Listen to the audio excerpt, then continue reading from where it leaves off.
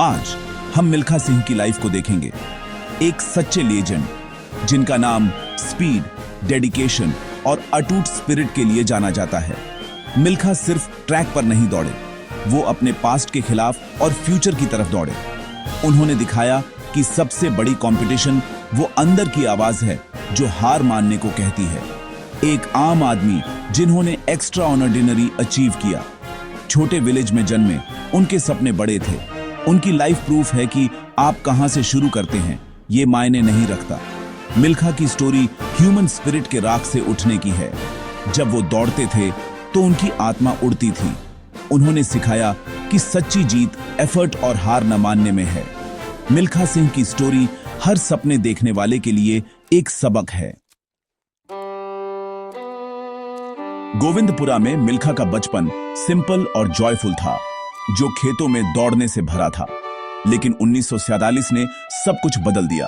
Partition ने उनकी दुनिया को अलग कर दिया। उन्होंने हिंसा में अपने परिवार के अनइमेजिनेबल लॉस को देखा। उनके पिता के आखिरी शब्द थे, भाग मिल्खा भाग, एक सर्वाइवल के लिए बेताब अपील। मिल्खा अपनी लाइफ के लिए दौड़े, अपना घर और इनोसेंस पीछे छोड़ गए। वो हार्टली में एक अनाथ के रूप में आए, हर मील के लिए स्ट्रगल करते रहे। प्लेटफॉर्म पर सोना, जूते पॉलिश करना, यहां तक कि सरवाइव करने के लिए चोरी करना। डार्कनेस ने उन्हें घेर लिया था, फिर भी इस कठिनाई ने उनकी रेसिलियंस को मजबूत किया। जब खोने के लिए कुछ नहीं बचा था तो उन्होंने अपनी सिचुएशन से ऊपर उठने की भूख पाई। उनके पास्ट के भूत उन्हें परेशान करते थे, लेकिन उनकी ड्राइव को भी बढ़ाते थे। मिल्खा का शुरुआती सफर उनकी लेजेंडरी स्ट्रेंथ की फाउंडेशन बना।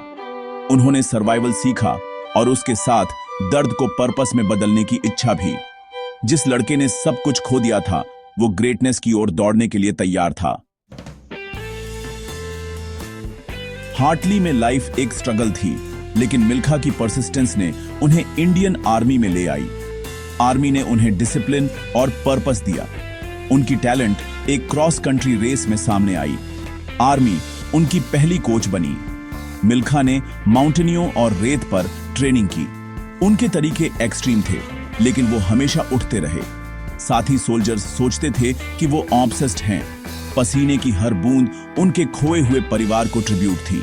आर्मी का चांस उनके लिए दर्द को ताकत में बदलने का अवसर था। उन्होंने स्पाइक्स और टेक्निक के बारे में सीखा, लेकिन उनकी असली एज कड़ी मेहनत थी। मिल्खा एक चैंपियन बनने के लिए ट्रेनिंग कर रहे थे। उनकी रिफ्यूजी से एथलीट बनने की जर्नी शुरू हो चुकी थी। जो डिसिप्लिन और भूख उन्होंने डेवलप की थी, वो जल्द ही उन्हें वर्ल्ड स्टेज पर ले जाएगी। मिल्खा की स्टोरी अब जीत के बारे में थी। आर्मी ने उन्हें एक नई लाइफ दी थी। हर रन उनके दुखद अतीत से एक कदम दूर था। मिल्खा सिंह दुनिया से रेस करने के लिए तैयार थे। नेशनल कॉम्पिटिशंस में मिल्खा के राइज ने उन्हें 1956 के मेलबर्न ओलंपिक्स के लिए सिलेक्ट किया। हार्टली का वो अनाथ अब दुनिया के सबसे बड़े स्टेज पर इंडिया को रिप्रेजेंट कर रहा था। उन्होंने मेडल नहीं, विक्ट्री, लेकिन एक्सपीरियंस ट्रांसफॉर्मेटिव था। दुनिया के बेस्ट के खिलाफ कंपटीशन करते हुए उन्होंने रियलाइज किया कि टैलेंट ही काफी नहीं है, उन्हें साइंस और डिसिप्लिन की जरूरत थी। चैंपियन से इंस्पायर होकर वो नए डिटर्मिनेशन के साथ इंडिया फ्लेमेटे। मिल्खा ने खुद को और ज्यादा पुश किया, अपनी टेक्निक को परफेक्ट किया और कीमती सेकंड्स कम किए। 1968 में उन्होंने नेशनल गेम्स में 200 mm और 400 मीटर में नेशनल रिकॉर्ड तोड़े। अब वो सिर्फ एक प्रॉमिसिंग रनर नहीं थे, बल्कि एक डोमिनेंट फोर्स थे। मेलबर्न की निराशा उनकी मोटिवेशन बन गई। मिल्खा दुनिया से फिर से मुकाबला करने के लिए तैयार थे, सिर्फ एक पार्टिसिपेंट के रूप में नहीं, बल्कि एक दावेदार के रूप में।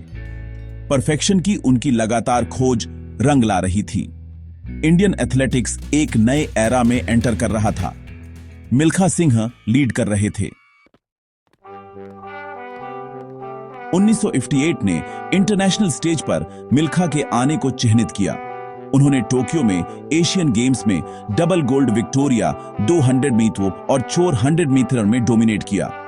उनकी सबसे बड़ी जीत कार्डिफ में कॉमनवेल्थ गेम्स में मिली, इंडिया का पहला इंडिविजुअल गोल्ड। फाइनल इंटेंस था, लेकिन मिल्खा के डिटर्मिनेशन ने उन्हें फेवरेट मैल्कम स्पेंस से फायरे निकलने में मदद की।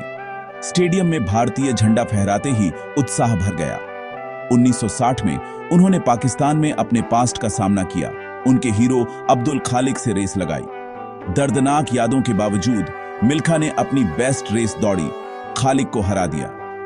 पाकिस्तानी प्रेसिडेंट ने उन्हें द फ्लाइंग सिख का नाम दिया। ये नाम हमेशा के लिए उनके साथ जुड़ गया। मिल्खा एक लेजेंड बन चुके थे। उनकी जीत ने देशों को जोड़ा और लाखों को इंस्पायर किया। मिल्खा की स्टोरी अब सिर्फ इंडिया के लिए नहीं, बल्कि दुनिया के लिए उम्मीद की स्टोरी थी। उन्होंने प्रूव किया कि साहस सबसे गहरे घावों को भी हरा सकता है। दी फ्लाइंग सिख ने उड़ान भर ली थी। उनकी लेजेंडरी जर्नी अभी शुरू ही हुई थी। 1968 के रोम ओलंपिक्स मिल्खा का मोमेंट था। वो गोल्ड के लिए एक फेवरेट थे।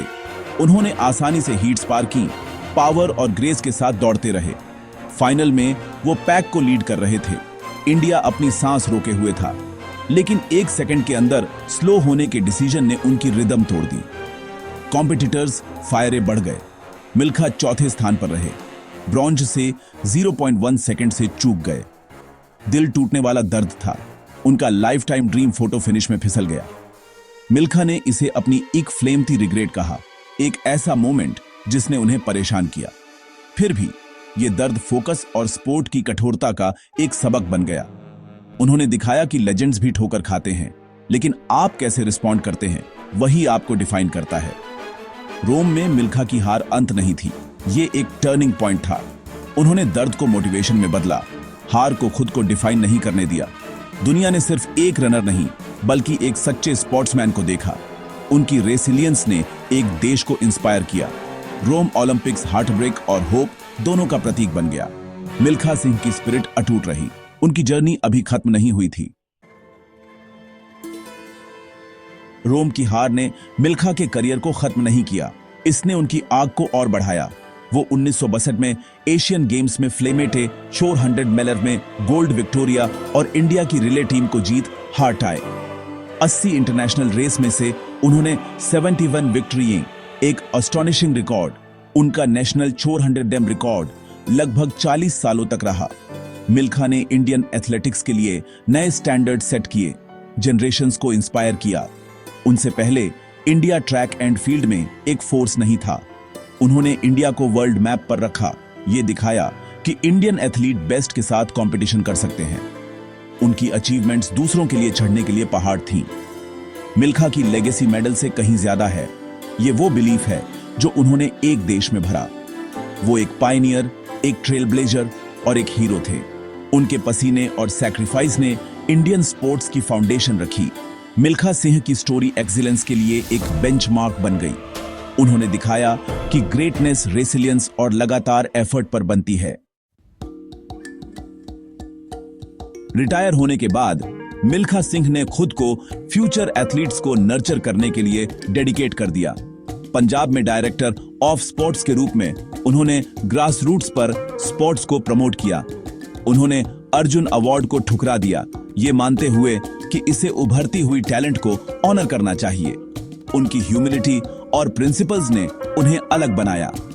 मिल्खा की स्टोरी ने एक बेस्ट सेलिंग बुक और फिल्म भाग मिल्खा भाग को इंस्पायर किया। उन्होंने अपनी स्टोरी राइट्स ₹1 में बेचे, ये सुनिश्चित करते हुए कि प्रॉफिट जरूरतमंद एथलीट्स को सपोर्ट करे। बाद के सालों में भी वो डिसिप्लिन और हेल्थ से विक्ट्रिये थे। मिल्खा एक प्यारे पब्लिक फिगर बने रहे, पूरे इंडिया में यूथ को मोटिवेट करते रहे। उनकी जेनरोसिटी और विजडम ने अनगिनत जिंदगियों को छुआ। वो एक एथलीट से कहीं ज्यादा थे, वो एक नेशनल ट्रेजर थे। मिल्खा सिंह की लेगेसी फिनिश लाइन से कहीं ज्यादा फैली हुई थी। मिल्खा सिंह की लाइफ होप और रेसिलियंस का एक मैसेज है। उन्होंने प्रूफ किया कि ट्रेजेडी और गरीबी आपकी डेस्टिनी को डिफाइन नहीं करती। उनकी जर्नी दिखाती है कि दर्द ग्रेटनेस के लिए एक स्टेपिंग स्टोन हो सकता है। मिल्खा का मंत्र कड़ी मेहनत, विल पावर और डेडिकेशन, कोई शॉर्टकट्स नहीं। उनका मानना था कि सपने पसीने और लगातार एफर्ट से पूरे होते हैं। उनकी लेगेसी हर इंडियन एथलीट और सपने देखने वाले में जिंदा है। मिल्खा ने एक देश में विश्वास की लौ जलाई। उनकी स्टोरी इंस्पायर और मोटिवेट करती रहती है। जब हम उन्हें याद करते हैं तो आइए उनकी स्पिरिट को जिंदा रखें, उनकी जर्नी से हिम्मत लें, अपने सपनों को पैशन के साथ पूरा करें और उनके पिता के शब्दों को याद रखें, भाग मिल्खा भाग, अपनी डेस्टिनी की ओर दौड़ो, कभी दौड़ना बंद मत करो।